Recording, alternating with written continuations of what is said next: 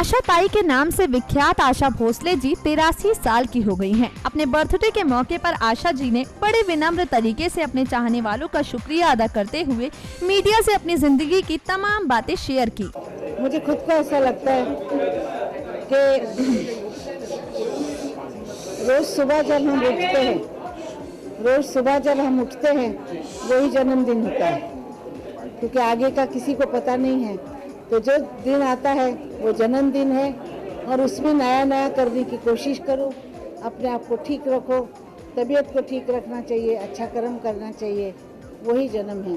जन्मदिन कोई खास जो होता है वो मुझे कुछ ऐसा ये लगता नहीं। मुझे ये लगता है कि हर दिन जन्मदिन है। आशा जी, जन्मदिन की बहुत बहुत शुभकामनाएं। Thank you. इतने साल हो गए, सबसे यादगार कौन सा रहा है आपके लिए अब तक? क्या जन्मदिन? जब मैं छोटी थी और तब केक नहीं होता था और मेरी माँ ही बुलाते थे। हमको नहला धुला के बिठाती थी एक पाट पे, फिर अपने हाथ से टिका करती थी और दिया उतार के मीठा खिलाती थी।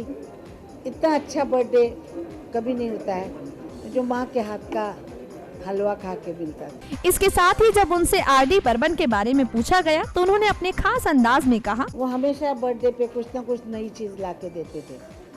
तो एक बार मेरे को उन्होंने कुछ लाइट ला के दिया था, कभी कोई सिगड़ी ला के देते थे नई किस्म की, कुछ ना कुछ ऐसी चीज़ें करते थे कि मेरे को खाना पकाने की जो आदत है तो वैसी चीज़ें ला के देते थे। एक बार मुझे उन्होंने एक अंगूठी दी थी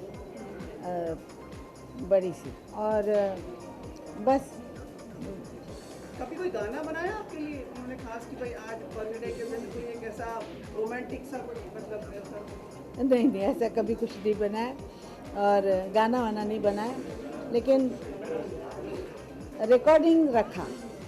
और हर बार उषा खन्ना और जय किशन मेरे जन्मदिन के दिन रिकॉर्डिंग रखते थे, और रिकॉर्डिंग के दिन जब मैं अंदर जाती थी तो सारे म्यूजिशियन उठ के बजा के जोर से और गाना गाते थे हैप्पी बर्थडे। उसके बाद रिकॉर्डिंग होता था, तो काम ही करती थी।